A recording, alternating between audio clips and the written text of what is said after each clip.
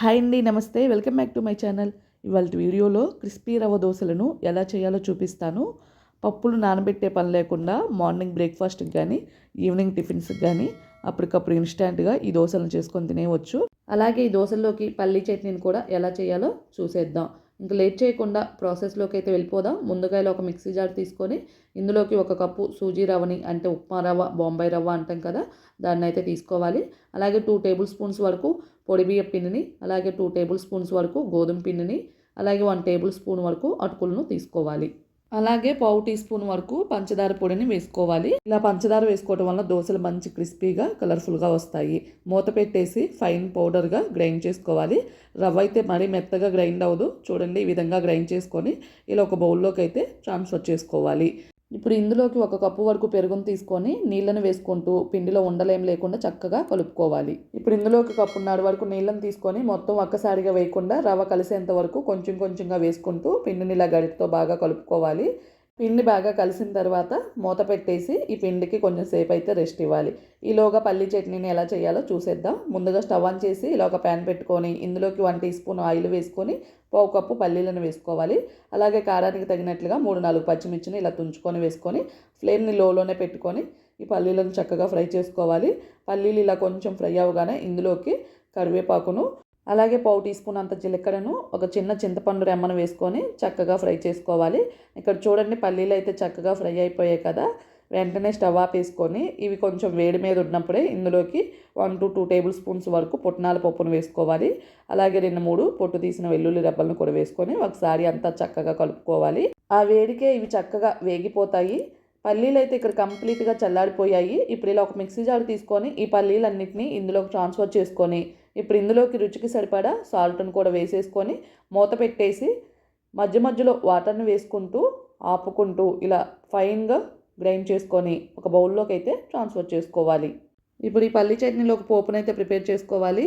ఇప్పుడు stove on చేసుకొని మరలా అదే ప్యాన్ పెట్టుకొని ఇందులోకి 2 టీ స్పూన్స్ ఆయిల్ వేసుకొని 1/2 టీ స్పూన్ చొప్పున మినపగుండ్లను, పచ్చిశనగపప్పును వేసుకోవాలి. పావు టీ స్పూన్ చొప్పున ఆవాలు, జీలకర్రను వేసుకొని ఇవి కొంచెం ఫ్రై అయిన తర్వాత ఇందులోకి 2-3 ఎండుమిర్చిని, అలాగే కొంచెం కరివేపాకును వేసుకొని చక్కగా ఫ్రై చేసుకోవాలి. ఈ విధంగా పోపు ఫ్రై అయిన తర్వాత స్టవ్ ఆపేసి ఈ పోపు అంతా పల్లీ చట్నీలోకి వేసుకొని చక్కగా కలుపుకోవాలి. అంతేనండి, ఇక్కడ మనకైతే పల్లీ చట్నీ రెడీ అయిపోయింది. ఈ చట్నీ రవ్వ దోశల్లోకే కాదు మిగతా టిఫిన్స్లోకి కూడా చాలా బాగుంటుంది. ఇక్కడ పావుగంట తర్వాత మూత తీసి చూస్తే చూడండి, రవ్వ అయితే వాటర్ని చక్కగా అబ్జర్వ్ చేసుకుంది కదా. ఇప్పుడు ఇందులోకి రుచికి సరిపడా సాల్ట్ను వేసుకోవాలి. అలాగే పావు టీ స్పూన్ అంతా సోడా ఉప్పును కూడా వేసుకొని అలాగే కొంచెం వాటర్ని వేసుకొని ఈ బ్యాటర్ని అయితే చక్కగా కలుపుకోవాలి. ఇక్కడ కన్సిస్టెన్సీ చూడండి, ఇలా దోశ పిండి బ్యాటర్ లాగా ఉండాలి. పిండిని ఈ విధంగా కలుపుకొని ఈ బౌల్ను పక్కకు పెట్టుకోవాలి. ఇప్పుడు దోశలను వేసుకోవడానికి స్టవ్ మీద ఇలా దోశ పెనాన్ని పెట్టుకోవాలి. ఇక్కడ మీరు non stick, iron, cast iron pan దేన్నైనా సరే తీసుకోవచ్చు. ఇక్కడ నేనైతే క్యాస్ట్ ఐరన్ ప్యాన్ తీసుకుంటున్నాను. ఫ్లేమ్ని మీడియంలో పెట్టుకొని ఈ ఐరన్ ప్యాన్ను హీట్ చేసుకోవాలి.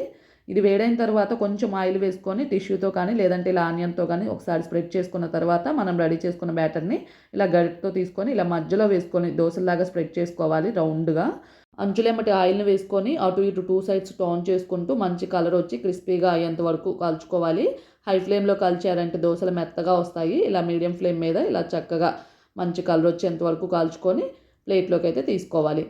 అలాగే మిగిలిన బ్యాటర్ను కూడా సేమ్ ఇదే ప్రాసెస్లో గరిటతో పిండిని తీసుకొని ఇలా దోశ పెనం మీద మధ్యలో వేసుకున్న తర్వాత ఇలా రౌండ్గా దోశల్లాగా వేసుకొని అంచులెమ్మటి ఆయిల్ను వేసుకొని అటు ఇటు 2 సైడ్స్కి టర్న్ చేసుకుంటూ ఇలా మీడియం ఫ్లేమ్ మీద చక్కగా కాల్చుకోవాలి.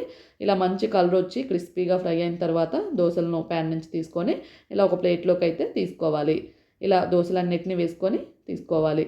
అంతేనండి, ఎంతో టేస్టీగా క్రిస్పీగా రవ్వ దోశలు అయితే రెడీ అయిపోయాయి. వీటిని ఇలా చేసుకొని పల్లీ చట్నీతో సర్వ్ చేసుకున్నామంటే టేస్ట్ అయితే అద్దరిపోతుంది. వీటిలోకి పల్లీ చట్నీనే కాదు, మీకు కావాలంటే ఆనియన్ చట్నీ, టమాటా చట్నీ, ఇంకా కొబ్బరి చట్నీ దేంతో అయినా సర్వ్ చేసుకోవచ్చు. ఏ చట్నీతో సర్వ్ చేసుకున్నా కూడా టేస్ట్ అయితే చాలా బాగుంటాయి. మార్నింగ్ బ్రేక్ఫాస్ట్కి కానీ ఈవినింగ్ టిఫిన్స్కి కానీ పప్పులు నానబెట్టే పని లేకుండా, పిండిని పులియబెట్టే పని లేకుండా, హడావిడి లేకుండా అప్పటికప్పుడు ఇన్స్టాంట్గా చాలా ఈజీగా చేసుకొని వేడివేడిగా తినేయవచ్చు. చిన్నవాళ్ళైనా పెద్దవాళ్ళైనా ఎంతో ఇష్టంగా తినేస్తారు. ఇంక లేట్ చేయకుండా మీరు కూడా ఈ క్రిస్పీ రవ్వ దోశలను ఇలా పల్లీ చట్నీతో ఒకసారి ట్రై చేసి టేస్ట్ ఎలా వచ్చాయి కామెంట్ బాక్స్లో మీ ఫీడ్బ్యాక్ని అయితే తెలియచేయండి. మీకు ఈ వీడియో నచ్చితే లైక్ చేయండి. అలాగే మీ ఫ్రెండ్స్కి, రిలేటివ్స్కి షేర్ చేయండి.